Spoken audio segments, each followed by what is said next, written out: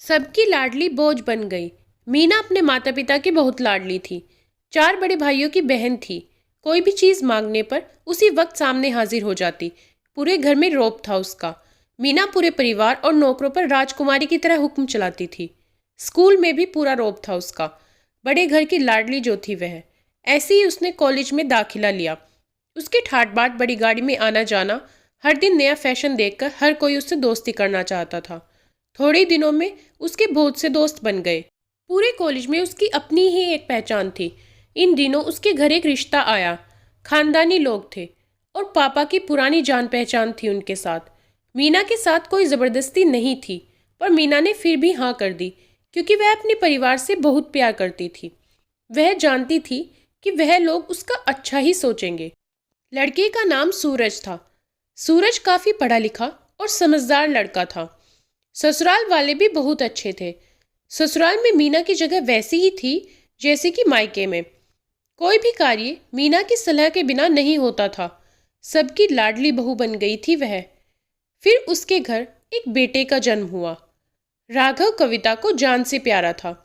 पोता पाकर ससुराल वाले तो फूले नहीं समाते थे। मीना कभी कभी सोचती कि उसकी किस्मत कितनी अच्छी है। उसका हर अपना उसे कितना प्यार करता है। चाहे जीवन में कैसा भी समय आए, मेरे अपने हमेशा मेरे साथ हैं। मैं कभी अकेली नहीं हो सकती। कितनी खुशकिस्मत हूं मैं। पर शायद मीना की खुशियों को उसकी अपनी ही नज़र लग गई थी। एक दिन वह मायके जाने की जिद कर बैठी। सूरज को बहुत काम था, लेकिन वह फिर भी उसे ले गया। रास्ते में उनकी गाड़ी अन्य गाड़ी से टकरा गई। मीना, सूरज और राघव बहुत बुरी तरह से जख्मी हो गए। काफी दिनों के इलाज के बाद सूरज और राघव तो ठीक हो गए, लेकिन मीना पूरी तरह ठीक न हो सकी। सर पर चोट लगने के कारण वह अपनी आंखों की रोशनी खो बैठी। अब मीना की किस्मत जैसे उल्टे पांव चलने लगी। मायके वाले कुछ दिनों तक तो उसे मिलने आते रहे। फिर कभी कभार फोन ही करके पूछ लेते कि अब कैसी हो।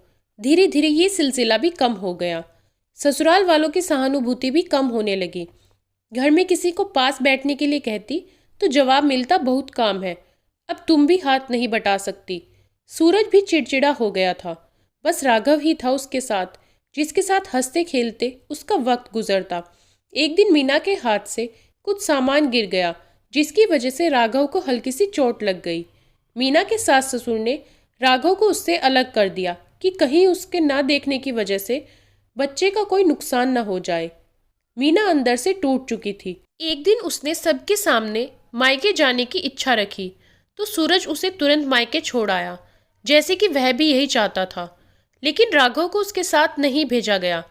मीना कभी राघव से दूर नहीं रही थी, पर अपनी कमी के कारण उसने ज़्यादा बहस नहीं की। मीना को लगा कि वह 2-3 दिन वहाँ रहेगी तो थोड़ा हवा पानी बदल जाएगा, क्योंकि वह कितने दिनों से कहीं भी बाहर नहीं गई थी। घर वाले भी इतने दिनों बाद उसे देखकर कितने खुश होंगे। मीना के घर पहुंचने पर सब लोग बहुत खुश हुए। खाने में सब कुछ मीना की पसंद का ही बना था। उसने अपने मम्मी पापा और भाई भाभीयों से दिल खोलकर बातें की। उनके छोटे छोटे बच्चे भी बुआ के साथ घुल मिल गए थे। रात को सोने के वक्त जब वह कपड़े बदलने लगी तो उसे पता चला कि उसका बैग तो बहुत भरा हुआ था। वह सब समझ गई। वह बहुत उदास हो गई। कुछ दिनों तक तो सब ठीक रहा, फिर जैसे सब बदलने लगा। सबका व्यवहार बदल रहा था। वह लोग जैसे थक चुके थे उससे। सब लोग घुमा फिरा कर पूछने लगे कि सूरज कब आ रहा है उसे ले जाने। वह बहाना बना देती, जबकि वह जानती थी कि उसे घर में अब उसके लिए कोई जगह नहीं। मीना से चलते वक्त कुछ न कुछ नुकसान हो जाता। थोड़ी बहुत टोका टाकी उसे सुनाई देती, वह टाल देती। एक दिन उसके हाथ से लगकर एक कीमती फूलदान टूट गया।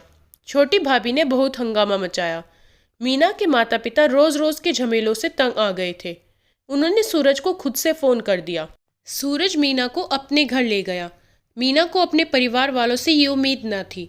जिस मीना के कहीं बिना घर में एक पत्ता भी नहीं हिलता था, उस घर के लिए वह अब बोझ बन चुकी थी। सूरज के साथ ससुराल आते वक्त वह बहुत खुश थी, क्योंकि वह अपने घर जा रही थी, अपने जिगर के टुकड़े राघव के पास। परंतु यह खुशी भी कुछ पल की ही थी। सारा बंदोबस्त पहले ही किया हुआ था। मीना को सीधे ऊपर वाले कमरे में पहुंचा दिया गया। राघव से दूर रहने की सख्त चेतावनी दी गई। एक कामवाली कमला को उसकी जिम्मेदारी सौंपी गई, जो उसके खाने पहनने जैसी ज़रूरतों का ध्यान रखती। मीना ज़्यादातर चुप ही रहती, कभी कभी कामवाली कमला से थोड़ा बतिया लेती। उसके ज़रिए राघव का पता चल जाता। सबकी लाडली बेटी और बहू, सबके लिए लाडली, आज सबके लिए बोझ बन गई थी। पसंद आए दोस्तों तो वीडियो को लाइक, शेयर और चैनल को सब्सक्राइब ज़रूर कीजिएगा।